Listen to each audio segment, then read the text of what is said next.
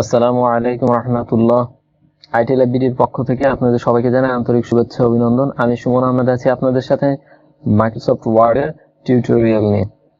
আজকে আমরা নতুন একটা জিনিস শিখব।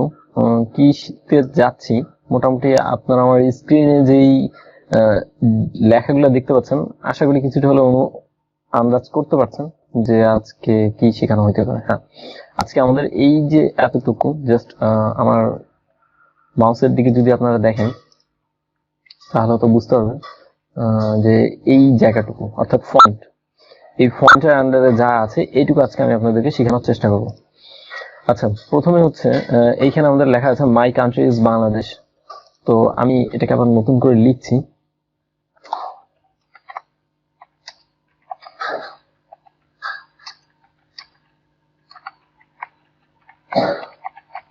My country is Bangladesh. তো এখানে মাই কান্ট্রি ইজ বাংলাদেশ লেখাটা যে আছে, এই যে ফন্ট, আমাদের যে লেখাগুলো অর্থাৎ যেগুলোকে আমরা ইংরেজিতে বলি লেটার অর্থাৎ বর্ণ, তো ওয়ার্ডের ভাষায় এটাকে বলা হয় ফন্ট স্টাইল।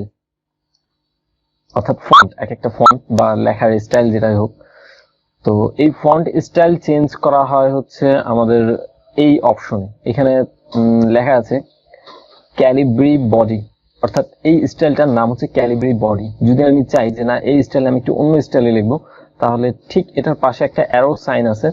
তো আমি যদি অ্যারো সাইন অর্থাৎ তীর চিহ্নের মতন কিছু না, তো আমি যদি অ্যারো সাইনের উপর ক্লিক করি তাহলে আমাদের এখানে অনেকগুলো স্টাইল চলে আসবে। আচ্ছা, এই স্টাইলগুলোকে যদি দেখতে হয়, আমি ট্যাব দিয়ে এটাকে সরিয়ে দিই, তাতে আমাদের দেখতে সুবিধা হবে। আচ্ছা, আমি এইখানকার যদি এই স্টাইলটায় মাউসের কার্সরটা শুধু রাখি, জাস্ট হোভার করা, তো হোভার করলে দেখা যাচ্ছে যে স্টাইল চেঞ্জ হয়ে গিয়েছে। তো আমি যদি এরিয়ালে রাখি তাহলে চেঞ্জ স্টাইলটা হবে এরকম, যদি এরিয়াল ব্ল্যাকে রাখি তাহলে হবে এরকম, এরিয়াল ন্যারোতে এমন, এরিয়াল রাউন্ড, এমটি বোল্ড, এরকম এখানে অনেকগুলো স্টাইল আছে। তো আপনাদের যেটা ইচ্ছে হয়, যেটা পছন্দ হয়, তো আপনারা সেটাকে ব্যবহার করতে পারেন। আচ্ছা, এটা হচ্ছে বাংলার ফন্ট, যার কারণে এই জায়গায় যখন আমি মাউসের কার্সরটাকে রেখেছি তখন হচ্ছে এটার স্টাইল অন্যরকম হয়ে গিয়েছে। তো এটা হচ্ছে আমাদের মূলত ফন্টের স্টাইল চেঞ্জ করার জন্য এই অপশনগুলো ব্যবহার করা হয়। তো অধিকাংশ ক্ষেত্রে ক্যালিব্রি এবং হচ্ছে এরিয়াল, এই স্টাইল দুটাকেই সাধারণত রেগুলারলি এই দুটাকেই ব্যবহার করা হয়। আচ্ছা, তো আমি আপাতত এটাকে এরিয়ালই রাখছি, সরি। আচ্ছা, এখন আরেকটি বিষয় হচ্ছে যে যখনই আমি কোনো টেক্সটের স্টাইলকে চেঞ্জ করতে চাইবো, তো অবশ্যই আমাকে সেই টেক্সটটাকে সিলেক্ট অবস্থায় রাখতে হবে। তো আমি এটাকে সিলেক্ট করে দেন এরিয়াল নিয়ে গিয়েছি। তো এই ফন্টে যখন আমি ক্লিক করছি, তো তখন আমার এখানকার স্টাইলের নাম চেঞ্জ হয়ে যাচ্ছে, ফন্ট স্টাইল, কারণ এটা ক্যালিব্রি স্টাইলই রাখা ছিল, যার কারণে এটার নাম ক্যালিব্রি। আর যখন আমি এখানে ক্লিক করবো তখন অবশ্যই এটা এরিয়াল হয়ে যাবে। আচ্ছা, এখন হচ্ছে যে আমি চাচ্ছি যে লেখাটাকে এতটুকু না আরেকটু বড় করতে যাচ্ছে, তো সেই ক্ষেত্রে আমাকে ফন্ট সাইজ বলা হয়, এটাকে ফন্ট সাইজের অপশন। তো এখানে 11 লেখা আছে, তো আমি যদি এটাকে 15 লিখে এন্টার প্রেস করি তাহলে এটা একটু বড় হয়ে যাবে। এর পাশে অ্যারো আছে, অ্যারোতে অনেকগুলো ডিফল্ট সাইজ দেয়া আছে, তো আপনি চাইলে এগুলোর ভেতর থেকে নিতে পারেন অথবা আপনি নিজেও লিখেও দিতে পারেন।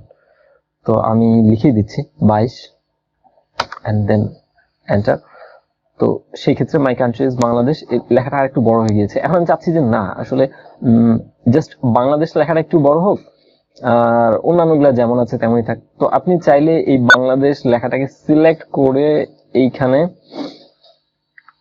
জাস্ট 23 লিখে যদি আমি এন্টার করি তাহলে একটু বড় হয়ে যাবে। আমি চাচ্ছি যে আসলে কতটুকু কি বড় হইতে হবে এটা ঠিক এইভাবে লিখে তো হচ্ছে না, আমি ধীরে ধীরে বড় করি আর ধীরে ধীরে ছোট করে দিই। তো এই যে গ্রো ফন্ট নামে একটা অপশন আছে, যদি আমি এটাকে ক্লিক করতে থাকি তো একটু একটু করে বড় হবে, দেখতে পাচ্ছি, বুঝতে পারছি। আর যদি ধীরে ধীরে ছোট করতে চাই তাহলে এখান থেকে একটু একটু করে ছোট করব। এইটার নাম হচ্ছে ক্লিয়ার ফরম্যাটিং। তো মূলত এতক্ষণ আমি টেক্সটের উপরে যতগুলো স্টাইল দিয়েছি, হ্যাঁ, এগুলোকে এক একটাকে বলা হয় ফরম্যাট করা বলা হয়, অর্থাৎ ডিজাইন করা। আমরা সোজা বাংলা ভাষায় যদি বলি তো ডিজাইন করা। তো আমি জাস্ট ডিজাইন করেছি। এখন আমি চাচ্ছি যে মাই কান্ট্রি ইজ বাংলাদেশ, এই লেখাটা একটু সাইজে বড় হয়েছে, কিন্তু আমি চাচ্ছি সাইজে বড় না হোক, কিন্তু লেখাটা এইটার মতনই থাক, এটার মতন থেকে শুধু একটু মোটা হয়ে যাক, তো আমি এটাকে আগের সাইজে নিয়ে আসি। আগের সাইজটা ছিল হচ্ছে আমাদের 22। আমি জাস্ট 22 লিখে কিবোর্ড থেকে এন্টার প্রেস করলাম। তো এতে করে এখন সম্পূর্ণ লেখাটা একই সাইজ হয়ে গিয়েছে। তো আমি চাচ্ছি জাস্ট বাংলাদেশ লেখাটা একটু মোটা হোক। এইখানে একটা অপশন আছে বোল্ড, বি, দেখতে পাচ্ছি যে বিটা মোটা হয়ে আছে। তো আমি যদি এটার উপর ক্লিক করি, সিলেক্ট থাকা অবশ্যই বাংলাদেশ লেখাটা সিলেক্ট থাকা অবস্থায়, তো এটা মোটা হয়ে যাবে, ঠিক যেমনটা এইখানে হয়েছে। ওকে, দ্যাটস গ্রেট। এখন পাশের যে অপশনটা, এটার নাম হচ্ছে ইটালিক, অর্থাৎ লেখাটা একটু বাঁকা হয়ে যাবে। আচ্ছা, তো আমি যদি বাংলাদেশ লেখাটাকে আরেকবার সিলেক্ট করি এন্ড দেন আমি এটাকে এইটা প্রেস করি, তো দেখতে পাচ্ছি যে লেখাটা একটু বাঁকা হয়ে গিয়েছে। ওকে, আচ্ছা, এখন হচ্ছে আমি যে বাংলাদেশকে কি কি করেছি বলেন তো। বাংলাদেশের ফন্টের সাইজ বড় করেছি, দেন বোল্ড করেছি, দেন ইটালিক করেছি, শ্রিঙ্ক, গ্রো, যাই করি না কেন, এই সমস্ত ডিজাইন আমি চাচ্ছি না এগুলো কোনো জায়গায় থাকে। আমি চাচ্ছি ডিফল্ট স্টাইলে চলে আসুক, অর্থাৎ কোন ফরম্যাটিং না থাক, ডিফল্ট ফরম্যাটে থাক। তো এইটার জন্য হচ্ছে আমার মূলত এই অপশনটা, ক্লিয়ার ফরম্যাটিং। আমি যদি এই বাংলাদেশ লেখাটুকু সিলেক্ট থাকা অবস্থায় এখানে ক্লিক করি, তো দেখতে পাবো যে শুরুতে আমার এই বাংলাদেশ লেখার ফন্ট স্টাইল ছিল ক্যালিব্রি, দেন সাইজ ছিল 11, কোনো বোল্ড ছিল না, ইটালিক ছিল না, কিছুই ছিল না, জাস্ট এই একটা, এটা ছিল ডিফল্ট সাইজ।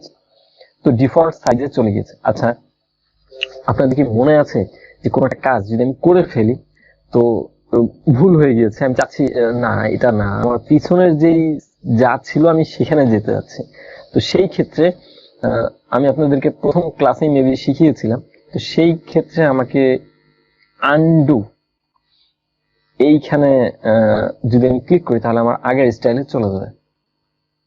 আশা করি আপনারা বুঝতে পারছেন। আর এটা হচ্ছে রিডু। তো আমি চাচ্ছিলাম যে না, আসলে পরেরটা একটু দেখা দরকার, তো আমি যদি এখানে ক্লিক করি তাহলে ঠিক আবার এটাই চলে আসবে। এখন এটার একটা শর্টকাট ফর্ম আছে, শর্টকাট বাটন আছে।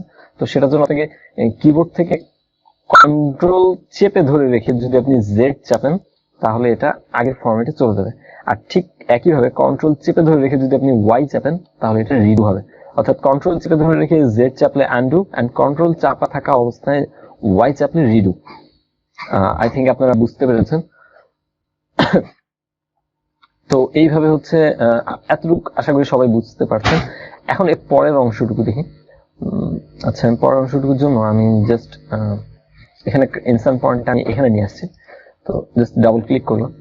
আচ্ছা, ডাবল ক্লিক করার পরে এখানে চলে এসেছে। এটা আপনারা জানেন উইন্ডোজ অর্থাৎ মাইক্রোসফট ওয়ার্ড 2007 এর ক্ষেত্রে এটা সম্ভব যে আমি আমার এই কার্সরকে পেজের যে কোনো জায়গায় নিয়ে যদি আমি ডাবল ক্লিক করি, তাহলে ইনসার্ট পয়েন্ট ওই জায়গায় চলে আসবে। আচ্ছা, তো আমি আপাতত এখানেই থাকি। আচ্ছা, দেন এখানে লেখা ছিল কি আই লাভ মাই দেশ। আচ্ছা, দেশ লেখাটা ভুল হয়েছে, দেন সে কান্ট্রি লিখেছে। আচ্ছা, তো এরকম ভুল একটু আমরাও করি। I love my country. Sorry, দেশ লেখা ছিল। আচ্ছা, এখন কথা হচ্ছে আই লাভ মাই দেশ কান্ট্রি লিখেছি, তো ইংরেজিতে তো আর এটা শুদ্ধ না, তো আমি চাচ্ছি এটাকে কেটে রাখতে। তো এটাকে কেটে রাখার জন্য জাস্ট আমি এটাকে সিলেক্ট করি এন্ড দেন এই যে ABC স্ট্রাইক থ্রো, তো যদি এটার উপরে আমি একটা ক্লিক করি, তো এর মানে হচ্ছে যে আমার এই জায়গাটা ভুল আছে, অর্থাৎ এটুকু গ্রহণযোগ্য না, কেটে দিয়েছি আমি। এন্ড দেন আর কি আছে, লাভ, অর্থাৎ লাভ কথাটা সম্পূর্ণ বড় হাতে দেওয়া, আমার এখানে সবগুলো ছোট হাতে এসেছে। আচ্ছা, এই অপশনটায় আপাতত আমি আন্ডারলাইন দেওয়াটা শিখাই আপনাদের। আন্ডারলাইনের জন্য এটা জাস্ট আন্ডারলাইন হয়ে গিয়েছে, এন্ড দেন এটাও আমরা দেখেছি। আচ্ছা, এরপরে আমি এই দুটো অংশকে একটু স্কিপ করছি, আমরা যখন সূত্র লিখবো তখন আমরা এই দুটো অংশে চলে আসবো। আচ্ছা, তো এখন আমি এটাই আসি, চেঞ্জ কেস। তো চেঞ্জ কেস দ্যাট মিনস আমি এই লেখাটাকে সিলেক্ট করে এটাকে, আপনাদের মনে আছে কিভাবে কপি করতে হয় কিবোর্ড চেপে, কন্ট্রোল সি, কন্ট্রোল চেপে ধরে রেখে যদি আমি সি চাপি তাহলে কপি হয়ে যাবে। দেন আমি এখানে এসে একে পেস্ট করে দিই, কন্ট্রোল চেপে ধরে রেখে ভি। তো এখানে হচ্ছে আমাদের এই লেখাটা এসছে। তো এখন এই লেখাটা সবগুলোই ছোট হয়ে মানে বড় হাতের অক্ষর আছে। আমি চাচ্ছি যে আসলে সবগুলো লেখা বড় হাতের না হয়ে থেকে, আচ্ছা আমি পেজটাকে জুম ইন করেছি, কিবোর্ড থেকে কন্ট্রোল চেপে ধরে রেখে যদি মাউসের বলটাকে আপনি উপরের দিকে ঘুরান তাহলে জুম হবে, এবং যদি নিচের দিকে ঘুরান তাহলে জুম আউট হবে। আচ্ছা, তো আমি যেটা আসছিলাম সেটা আসি, সেটা হচ্ছে যে এই লেখাগুলোকে আমি চাচ্ছি যে সবগুলোই ছোট হাতের হয়ে যায়। তো আমি এই অপশনটা চেঞ্জ কেসে যদি চাই, অবশ্যই এটা সিলেক্ট থাকতে হবে। সিলেক্ট থাকা অবস্থায় প্রথমে আছে সেন্টেন্স কেস। সেন্টেন্স কেসের নিয়ম হচ্ছে যে সেন্টেন্সের প্রথম অক্ষরটা বড় হাতের হয় এবং বাকি সবগুলো ছোট হাতের হয়। যদি আমি এটাকেই সিলেক্ট করি দেন দেখতেই পাচ্ছি যে শুধুমাত্র প্রথম এস এটাই বড় হাতের হয়েছে আর বাকি সব ছোট হাতের হয়ে গিয়েছে। অ্যান্ড দেন আমি এটাকে আবার সিলেক্ট করছি, অ্যান্ড দেন সিলেক্ট করার পরে এখান থেকে যদি আমি লোয়ার কেস দিই অর্থাৎ সব ছোট হাতের হয়ে যাবে। আমি 100% নিশ্চিত যে আপনারা সবাই দেখতে পাচ্ছেন বিষয়টা কি। তো সব ছোট হাতের হয়ে গিয়েছে। এখন এখান থেকেই যদি আমি চাই যে সব বড় হাতের হয়ে যাক, দেন আপার কেস এটার উপর ক্লিক করলে সব বড় হাতের হয়ে যাবে। মজার বিষয় আরেকটি হচ্ছে নেক্সট ক্যাপিটালাইজ ইচ ওয়ার্ড, অর্থাৎ প্রত্যেকটা ওয়ার্ড, অর্থাৎ একটা সেন্টেন্সের ভিতরে যে কটা ওয়ার্ড আছে প্রত্যেকটা ওয়ার্ডের প্রথম অক্ষরটা শুধু বড় হাতের হয়ে যাবে আর বাকি অন্যান্য লেটারগুলো ছোট হাতের হবে। অ্যান্ড দেন তারপরের যে অপশনটা, সাধারণত এটা হয়তো কেউ ব্যবহার করে না, দরকার হয় না, টগল কেস। আচ্ছা, টগল কেসের বিষয়টা হচ্ছে, আমি টগল কেসটা বোঝানোর জন্য এই সবগুলোকে সিলেক্ট করে দেন আমি যদি টগল কেসে ক্লিক করি, তো বিষয়টা এরকম হচ্ছে যেটা বড় হাতের ছিল সেটা ছোট হাতের হয়ে গিয়েছে, যেটা ছোট হাতের ছিল সেটা বড় হাতের হয়ে গিয়েছে, অর্থাৎ উল্টোটা করে দেয়। তো আমি এটাকে সমস্তটাকে সিলেক্ট করে আপনাদেরকে বোঝানোর জন্য আমি আপার কেস করে দিচ্ছি, এন্ড দেন যদি আমি টগল কেসে যাই তাহলে সব ছোট হাতের হয়ে যাচ্ছে। অর্থাৎ এর কাজ হচ্ছে যেখানে বড় হাতের ছিল সেখানে ছোট হাতের করে দেয়, যেখানে ছোট হাতের ছিল সেখানে বড় হাতের করে দেয়। দেন আমি যদি সেন্টেন্স কেসটাকে করি, সিলেক্ট করি, দেন প্রথম অক্ষরটা বড় হাতের হয়ে যাচ্ছে। এখন এই অবস্থায় যদি আমি সিলেক্ট থাকা অবস্থায় টগল করে দিই তাহলে বিষয়টা হবে যে এস ছোট হাতের হবে, বাকি সব বড় হাতের হয়ে যাবে। আশা করি আপনারা বুঝতে পেরেছেন। আচ্ছা, এর পরের অপশনটা হচ্ছে এই দুটোতে যদি আমি যাই, এখানে আমরা দেখতে পাচ্ছি A B C D E F G H I, অর্থাৎ জে কে এল এম পর্যন্ত। বিষয়টা এমন ছিল যে J K L M K আমরা সাধারণত যখন স্কুলে পড়তাম বা এখনো যারা কলেজে পড়ি বা ভার্সিটিতে পড়ি তারা কি করি যে বইয়ের কিছু লেখাকে, কিছু সেন্টেন্সকে আমরা মার্কার দিয়ে অর্থাৎ হাইলাইটার দিয়ে মার্ক করে রাখি যে এটা ইম্পর্টেন্ট, বা বিশেষভাবে কিছু বোঝানোর জন্য আমরা হাইলাইটার দিয়ে মার্ক করে রাখি। তো সেই কাজটাই ঠিক আমার এই কালারটা করে। আচ্ছা, যদি এখানে হলুদ রং দিয়ে করে দেওয়া আছে, তো আমি এটাকে আমাদের চেনা পরিচিত সেই সবুজ রঙে করে দেব, আপনাদের বুঝতে সহজ হবে। অর্থাৎ যে অংশটুকু সিলেকশনে থাকবে সেই অংশটুকুকে ও ঠিক আমাদের বইয়ের হাইলাইটার দিয়ে যেমন মার্ক করে দেওয়া হতো, ঠিক ওরকম করে হাইলাইটার দিয়ে এটাকে হাইলাইট করে দেওয়া হবে। এটা হচ্ছে ব্যাকগ্রাউন্ডকে কালার করে দেয়। আর এর পাশেটা হচ্ছে ফন্ট কালার। ফন্ট কালার হচ্ছে যে ফন্টের রংকে চেঞ্জ করে দেয়, অর্থাৎ প্রত্যেকটা লেটারের রংকে চেঞ্জ করে দেয়। তো এখানে এবিসিডি আমি দেখতে পাচ্ছি লাল হয়ে আছে, আমি যদি চাই অন্য কোনো রং আনতে, অর্থাৎ এইখানেও এর নিচে লাল কালার হয়ে আছে বিধায় এটা লাল হয়ে আছে। তো আমি এই যে অ্যারোতে যদি ক্লিক করি এখানে আরো অনেক রকমের রং পাওয়া যাবে। আমার যেটা ইচ্ছে হয় আমি সেটার উপর জাস্ট হোভার করে দেখতেছি কোনটা ভালো লাগে। তো আপনাদের যেটা দরকার হয় যদি সেটার উপর জাস্ট ক্লিক করে দেন তো ওটা রং চেঞ্জ হয়ে যাবে। যেমন আমি যদি শুধুই চাই যে বাংলাদেশের বি লেখাটার কালারটা চেঞ্জ হোক, তাহলে সেই ক্ষেত্রে শুধু ওইটুকু সিলেক্ট করি অ্যান্ড দেন আশা করি আপনারা বুঝতে পারছেন। এখন আমি যদি চাই যে না এটার কালারটা আমার ডিফল্ট কালারে থাক, অর্থাৎ কালো রঙে থাক, তো সেই ক্ষেত্রে অটোমেটিক এইটাও সিলেক্ট করতে পারি অথবা এটাও সিলেক্ট করতে পারি, যেটাই করি তো অটোমেটিক, দ্যাটস ইট।